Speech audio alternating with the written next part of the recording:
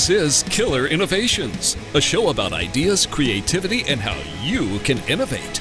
Welcome to the Innovator's Garage, where you learn to create your next game-changing killer innovation. Welcome to Killer Innovations. I'm your host, Phil McKinney. We are a show about creativity, innovation, and design. This week, we're going to take questions from you, the listeners. I've received a couple of emails in over the last couple of weeks, and one in particular from a listener named Chris brought up an interesting point. Now, because of my background and the fact that I come from the technology field, having been the CTO at Hewlett-Packard for so many years, there is this impression that innovation equals technology. And Chris brought up a good point about what are jobs and career opportunities for those of us who are creative, who want to participate in the innovation economy, when you don't have an engineering or a technical or software coding background. And first off, I want to say if I'm giving the impression through this show or through the podcast over the last 12 years, and I think I've tried to be pretty good about this, but I do tend to fall into it always being around tech. Don't get misled. Innovation applies across a wide range of areas. So we're going to actually spend this entire show talking about career opportunities, skill sets needed for those that want to have a career opportunity in innovation, in creativity, that don't have a STEM background, as an example. So sit tight. If you're in this boat, hopefully you'll find this show very interesting. Even if you're an engineer or you do have a STEM background, us talking about these skill sets is just a good constant reminder of the things that we all need to work on if we're going to have a successful career in what I call the innovation game. So Chris listed off a whole series of questions. I'm going to tick these off one at a time. And then maybe even expound upon them and add my own variations of questions that I think are rattling around in your head. And if I don't answer all the questions that you would want answered, go ahead and email them to me. You can send your emails to phil@killerinnovations.com.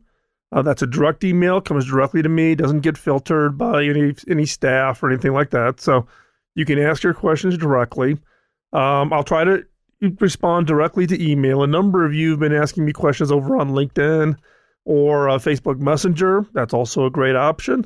Or you can just send them to me by email. So you've got multiple ways to reach me.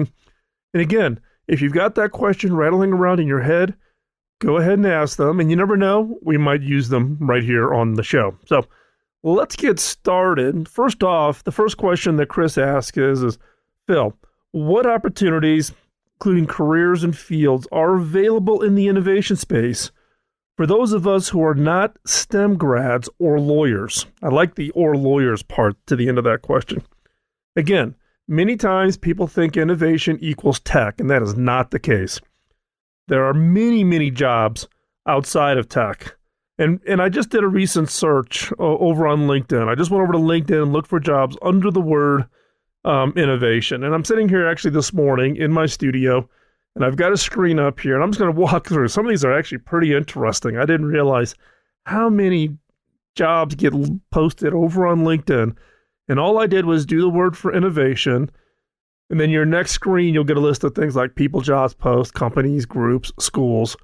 Just hit jobs, and it lists all the jobs that have something tied to it in innovation. We're going to talk a little bit about, does the word innovation is the best criteria, but we're going to use it just for this really quick upfront example. And so, there's, it's even got nonprofits in here. Molson Coors, so I'm here in Colorado. Coors Brewery is here. Molson Coors has an innovation program manager for international. They're in Golden, Colorado at the Coors Brewery. So if you're interested in beer, Comcast has a director of outside sales, which is interesting because it is an outside sales role, but they're looking for someone to drive a new view of outside sales, be innovative in creating a new view around outside sales. Oh, here's one. program manager for innovation. It's actually at Cable Labs, which is where I'm the CEO at. So we have in our innovation team, we have a program manager role. Not a technical requirement. It's really about project managing and encouraging teams and building teams. There is a company called in Orange County, California, called Two Faced Cosmetics, and they're looking for a director of product innovation. The Malaysia Innovation Economic Growth Director in Raleigh-Durham, North Carolina. Uber has a whole series of them. Sony, Systems Application Director for Automotive Innovation for Sony. Nike, CA Technologies, Visa, Director of Innovation. ITW in Houston, Director of R&D and Innovation. Here's one at Kaiser, an Innovation Presentation Specialist. I'm going to click on that one because that one just looks too interesting to pass up. So it's really talking about new technologies into healthcare. There's a small interdisciplinary team, which interdisciplinary is a big thing in innovation. So it's not people who, let's say, are medical experts, but people who understand technology, networking, marketing, sales, user experience design, etc. And this is the person to actually help that team put together the stories and put together the presentations and how they do that. Sabre, so the online reservation system, has a position for Director of Corporate Strategy and Innovation. KPMG, Executive Director, Audit Innovation Leader. Sound like that. I don't know how innovative you want your audit team to be, but hey, you never know. South by Southwest is an innovation intern. So that's a great opportunity if you want to get in the innovation game and you don't, and you're not looking for, or you don't have the experience, you don't feel in order to get the role. And so I'm going to do a little look here. I just did a search for innovation intern in LinkedIn, and you have one at Equinox, South by Southwest. Vocera has a working for the innovation director as an innovation intern. Vocera, the wireless telephone systems they use typically a lot in hospital systems. Molson Coors has an innovation intern role. Schwab has an innovation intern role. DaVita, which is the world's largest kidney dialysis provider. Chick-fil-A has a innovation intern opportunity in Atlanta. Sony has one. Let's see, who else? Lenovo has one. The Mars Agency, so this is in the Detroit area. So they're all over the place. So there's lots of job opportunities that are out there. Now, what's really happening, what we're seeing, why we're seeing so many of these job listings coming up with the word intern in them is what the companies are really looking for. Is it's not all technical. It's not all you got to have, Python or C++ or C++ or whatever. You've got to have, they're looking for people who can actually bring something new in everything, whether that be processes, methods, markets, new ways of looking at customers, new way of finding customers, etc. So when you see the word innovation in a job title, they're looking for people who can create. In some cases, companies don't use the word innovation in the job description. They may say the words things like highly creative. They're looking for an innovative person. They're looking for people who think outside the box, albeit I hate that cliche. Somebody who's willing to take risks, willing to experiment, not afraid to, maybe another term you want to search for. So, the key here is that there are lots of jobs out there.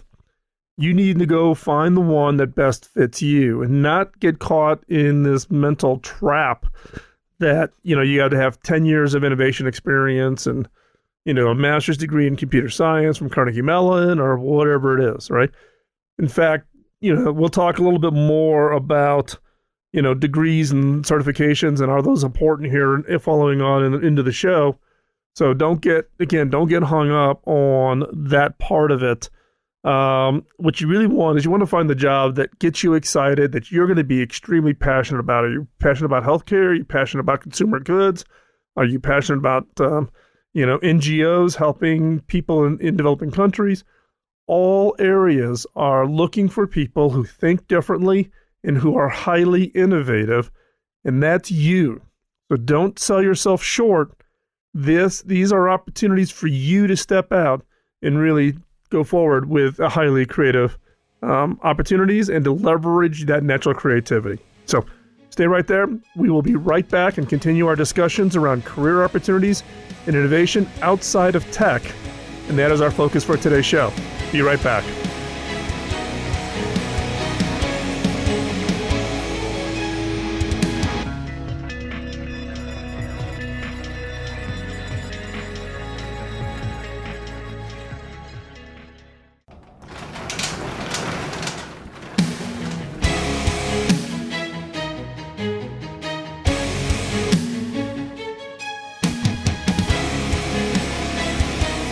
This is Killer Innovations, a show about ideas, creativity, and how you can innovate.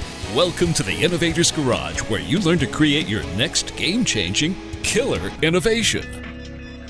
Welcome back to Killer Innovations. I'm your host, Phil McKinney. We're picking up our discussion today around career opportunities in the creative or innovation economy.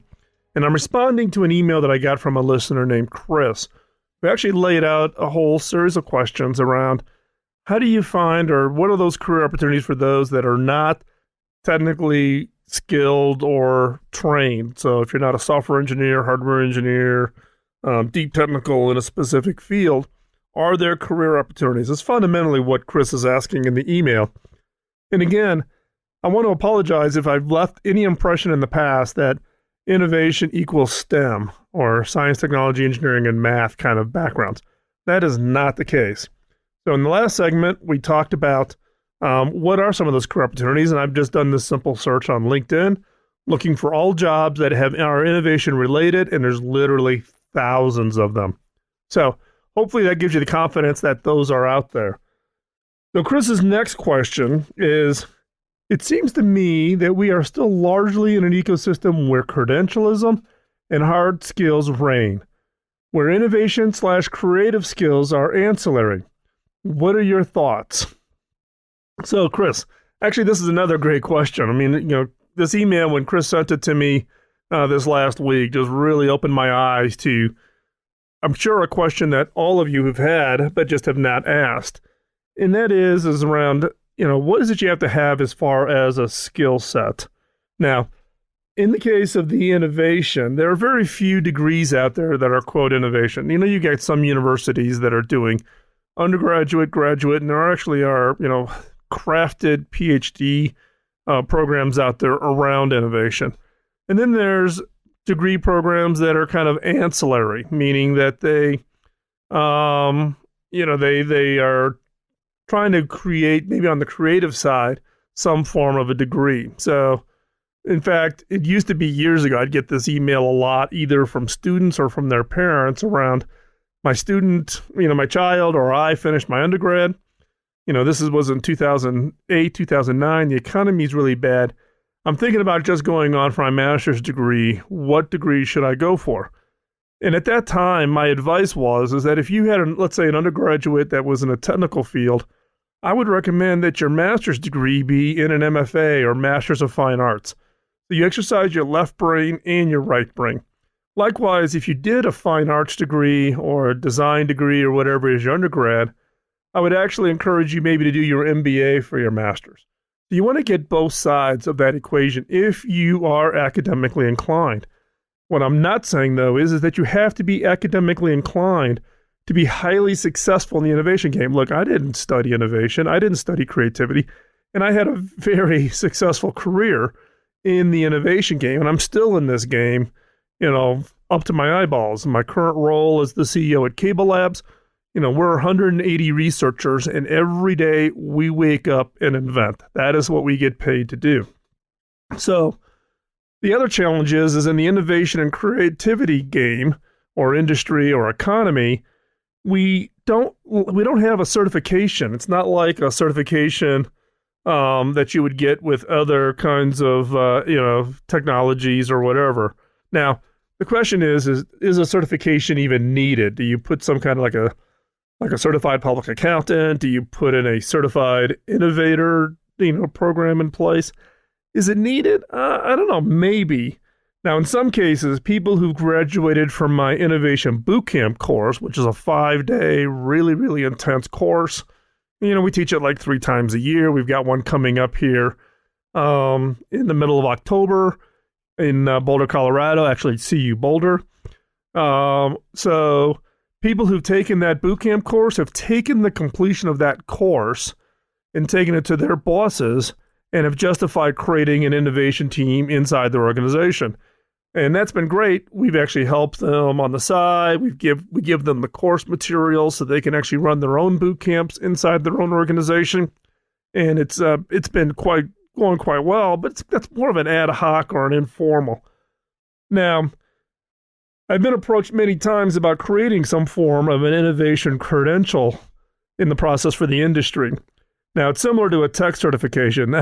This brought back memories because I created one of the very first technology certifications back in 1985 for Ashton Tate for DBase 2. Now, if that isn't dating myself.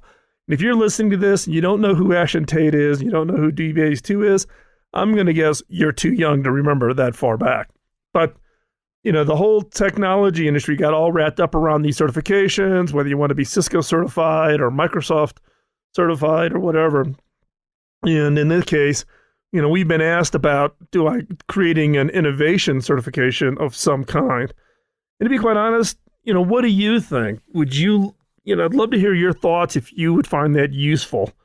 Given that it doesn't exist, doesn't exist as a certification, what are you to do? What is it that you would do in lieu of a certification for right now? So one, you have to prove to your future employers that you have some of that skills, you have some of those capabilities, that you are an innovative person. So step one is continue your skills development. There's a podcast called The 15 Ways to Feed Your Creative Mind.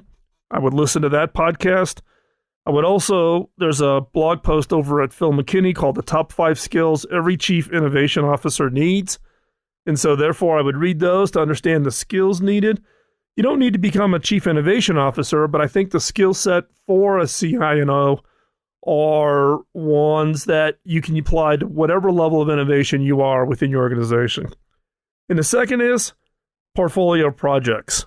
You need to go off and show that you can actually do innovative projects, whether those are projects that you do on your side projects that you find interesting, things maybe you've done for a nonprofit where you sit on the board, or you are a project that you're doing for work, but it's something that's maybe not part of your main job.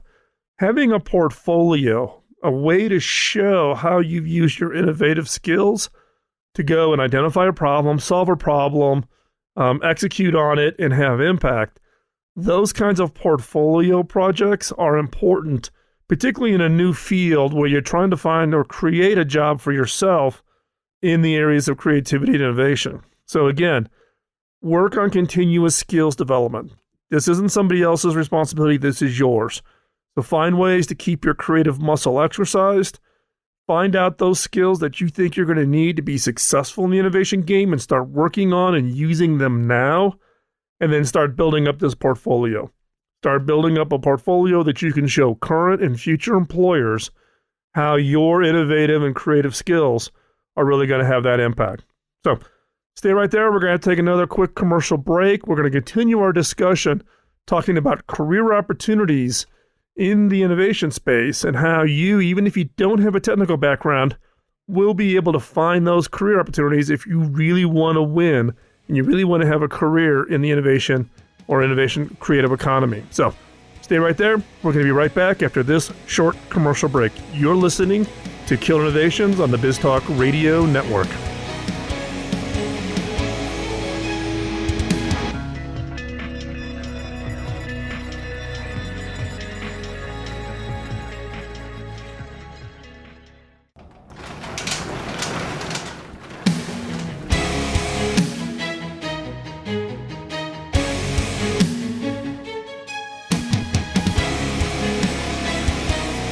This is Killer Innovations, a show about ideas, creativity, and how you can innovate. Welcome to the Innovator's Garage, where you learn to create your next game-changing killer innovation. Welcome back to Killer Innovations. I'm your host, Phil McKinney. We are picking up our discussion talking about career opportunities in innovation and creativity that are outside of having a technical background. This is in response to an email sent in by one of our listeners named Chris, which I thought was just a phenomenal email. And so we've dedicated this show to just addressing this one email, which actually brought up a number of interesting points around how do you find jobs, where are those jobs, and issues around the whole certification, career, academic backgrounds. So in this case, in this segment, Chris, we're going to pick up another one of Chris's questions, which is, do you think these types of skill sets, creativity, innovation, etc., are rewarded more in entrepreneurship / consulting space rather than in any particular career?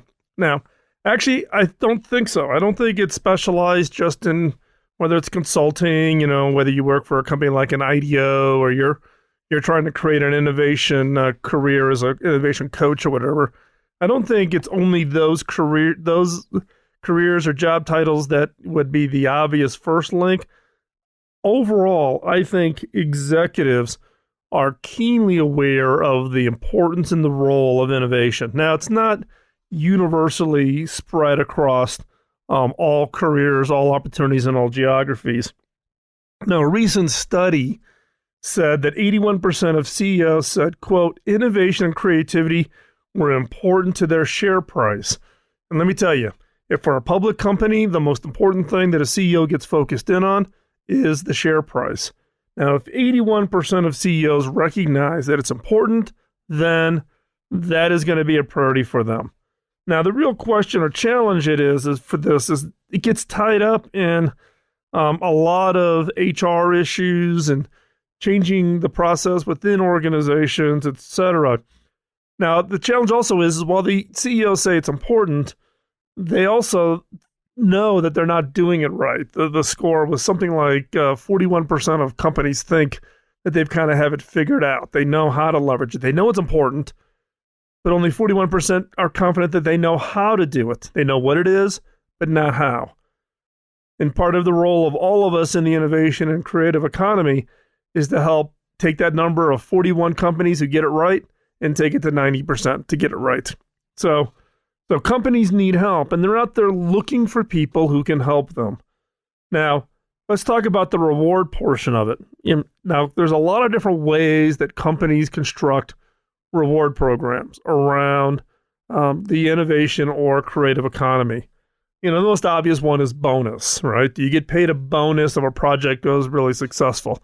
Now, those are fairly kind of traditional incentive programs. I would actually encourage companies and organizations to think differently about the bonus structure. So, for instance, at Hewlett-Packard, when I started the Innovation Program Office, part of the challenge with inside of HP was getting people willing to take risks.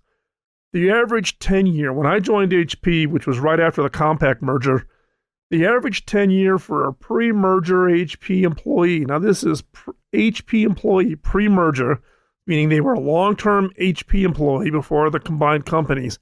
The average tenure was 17 years. You don't stay someplace for 17 years if you don't play it safe from the standpoint of keeping your career. HP had kind of gotten into the trap of not willing to take, really bold risks. And so what I did in a bonus structure at HP is I actually went out and when a team went off and did a risk and they tried a project and let's say it just didn't fail, I paid the bonus. They got paid a bonus even if the project that they were working on just totally blew up. And not only that, we celebrated it. We patted them on the back. It's like, way to go. Good attempt. Knocked it. You guys did great. Here's your bonus check. No risk to their career. No, they actually got compensated for taking that risk. And we would actually pay in many cases above and beyond the bonus in order to truly reward those teams who stepped out and modeled what it is we were trying to do that was new. Now, we did that for 4 years or so, and really that changed the culture on people's willingness and ability to really go out and take that risk. And so bonus organizations should think differently about how they think about bonus, because I think that is where you can actually steer organizations, change cultures, and reward people for doing the right actions, even if the outcome is not what you would hope for. You're not looking for, that $1 billion idea that truly transforms your share price. You got to start small. And when you're trying to bring innovation into a new organization, you got to bring everybody along with you. So think differently about the bonus. The other way of rewarding people is patent support and recognition. Patents are important. It's a proof of creating intellectual property. Again, patents are not just technical. You can patent pretty much just about anything you can think of. And it's the recognition from the patent office that your idea is novel and unique enough to be awarded a patent. Now, at HP and even now at Cable Labs, we put a lot of emphasis on patents. Now, patents are not cheap. You're going to drop $20,000 to $30,000 to do a patent. They are not cheap. Now, the employees like getting the patents because it's a recognition. And both at HP and at Cable Labs, we put in processes to actually reward. They did the whole process of handing them the placard of the patent being issued. At Cable Labs, we have an annual recognition for everybody who was awarded a patent that year. We also give out a significant bonus for the person who actually had the most patents awarded in any given year. Now, this isn't submitted. These are patents that are awarded.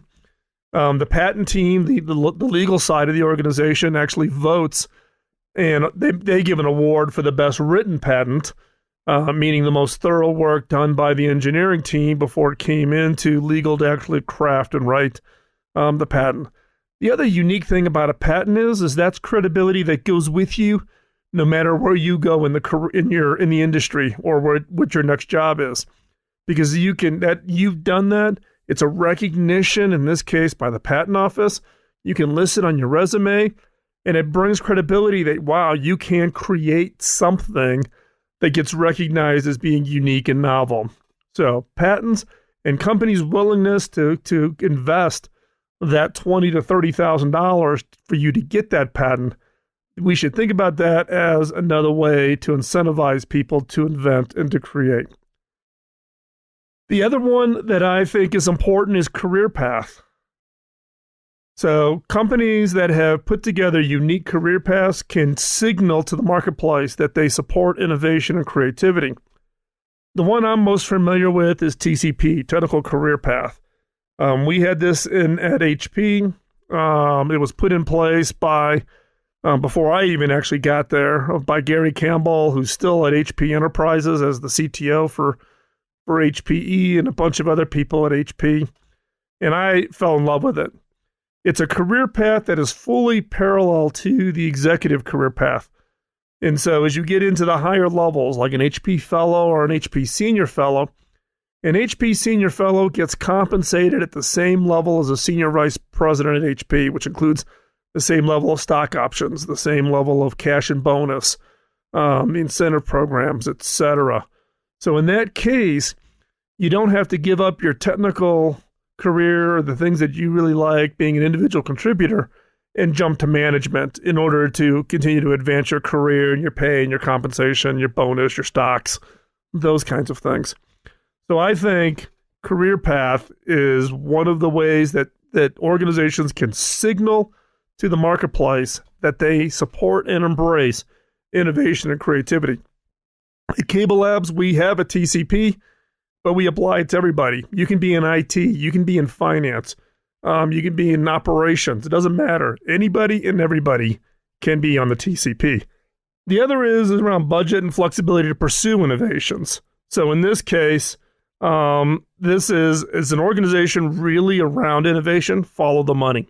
How much budget are they going to allocate to innovation projects? And how much flexibility in your schedule do you control to be able to actually go out and do the work around innovation? So in this case, are they budgets that are allocated? Do they say 3%, 5%, 6% of the budget is allocated to innovation? And then how much of your time, if you're working 40, 50 hours a week, and that's 100% just jammed on doing your day-to-day job, then that organization may be saying the word innovation, but may actually not be willing to support it in a meaningful way. You need flexibility of dollars and flexibility of time. So we're going to stop right here. We're going to take a quick commercial break. And when we come back, we're going to pick up where we left off, talking about what are those innovation career opportunities outside of technology. And so stay right there. We'll be right back. You're listening to Kill Innovations on the BizTalk Radio Network.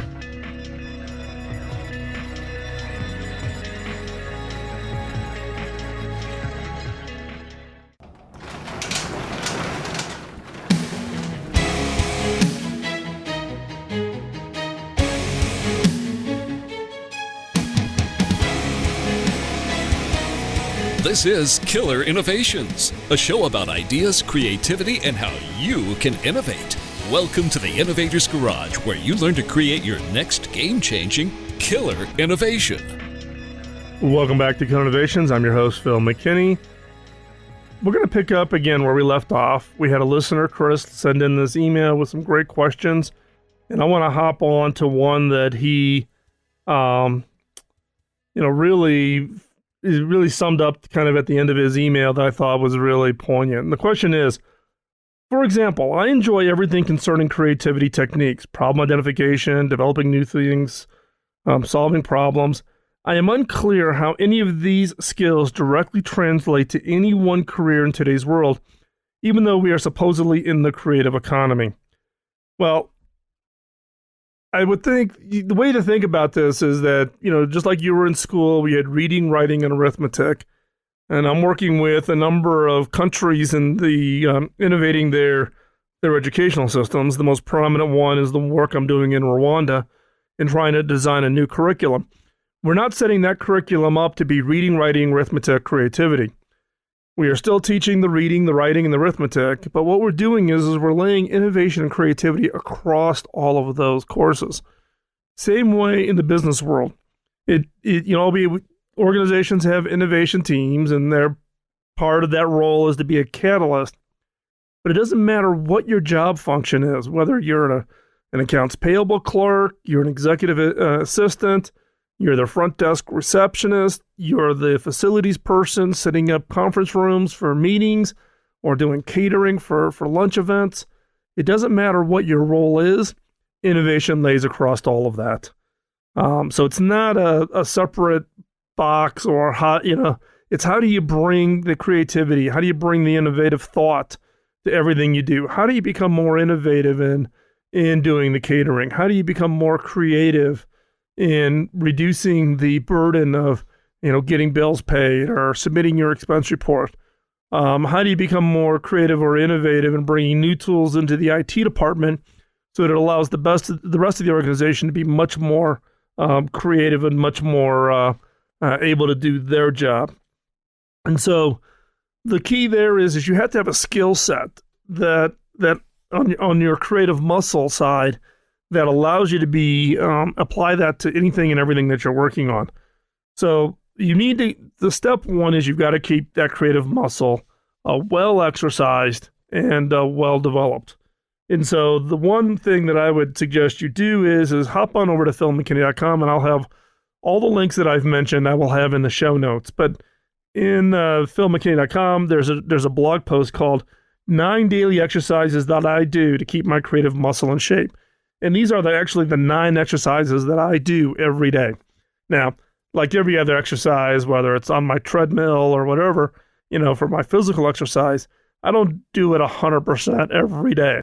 I don't want to give the impression that I'm some perfect innovator and got this all figured out and I can do this on a daily basis. That is not the case. There's days that I miss. I may miss it for a week because of travel and, early morning flights, or I'm come down with something, like I've come down with this cold, so I apologize for how I sound today because of this cold.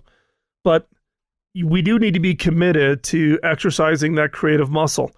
Just as like if you're sitting on a couch on a Friday and you say, I'm going to run a marathon on Monday, that's not going to go very well for you.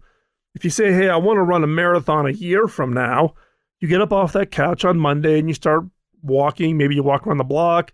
By the end of the week, maybe you're 2 or 3 times around the block. By a month, you're actually out there jogging a little bit. 2 months, you're actually out there running. You got to build up that muscle. Same thing on the innovation and creativity side. You have a creative muscle. We all have it. However, it's all atrophied over the years. We don't use it. We don't exercise it. It's not well formed. You do not have a 6-pack creative muscle right out of the gate. You have to exercise it. And so take a read of that post, 9 daily exercises that I do to keep my creative muscle in shape. That is absolutely critical. The other issue around, how does creativity and innovation apply is that you need to be an evangelist. You need to be the creative and innovative evangelist inside your organization.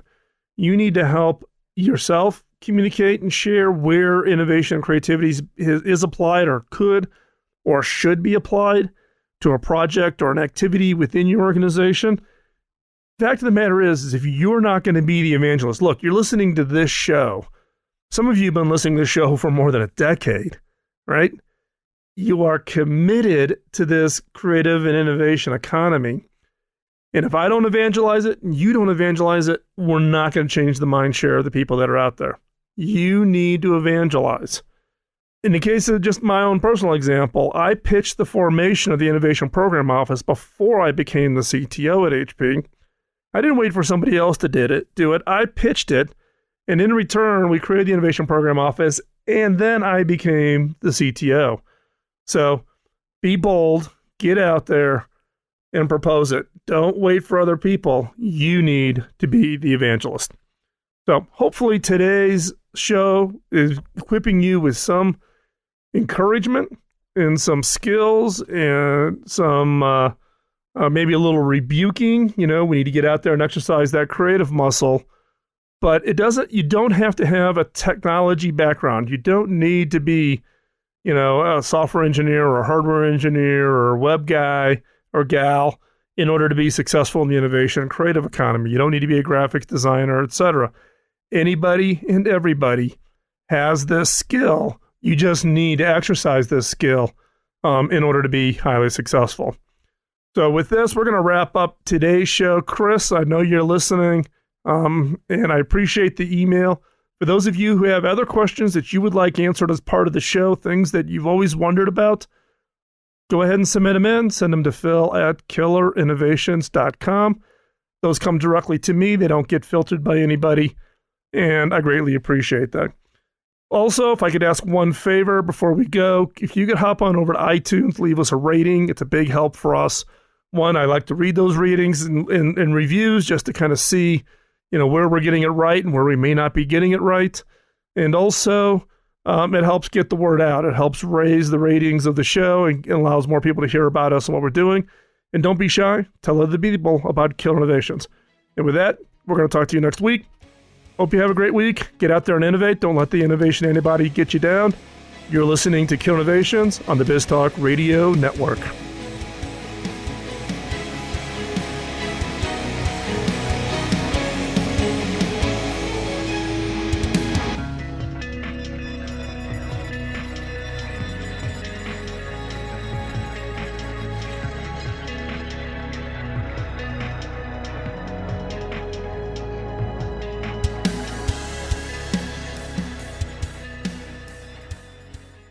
Autism. 1 out of every 68 children in America are impacted across every race, ethnicity, and socioeconomic group. If you aren't directly affected, someone you know is. Today's world doesn't support those on the autism spectrum. It needs hacking for us to truly welcome those who think and create differently than ourselves.